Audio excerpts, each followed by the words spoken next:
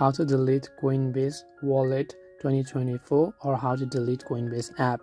Now, first of all, if you're talking about deleting the app, then you just have to long press on the Coinbase app and tap on the uninstall button in order to uninstall it. I'm sure you would know how to do that.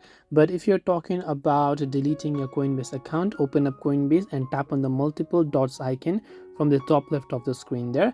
As you do that, at the very top you'll find an option called profile and settings. So just go to profile and settings over there, and from profile and settings, if you scroll over here, you'll find one of the option that says close account. So simply go to the close account button. It will ask you for a confirmation. Are you sure that you want to close your account? So all you have to do is click on I agree, continue to close your account, and then your account on Coinbase will be successfully closed. You just have to make sure to follow the on-screen instructions. It will also ask you to enter your password. If it asks you to, make sure you do that to delete your account. This way you'll be able to delete Coinbase Wallet. I hope that this video helped you. If you have got any more questions, feel free to also leave them down below. Thank you for watching till the very end, and as always, see you in the next video.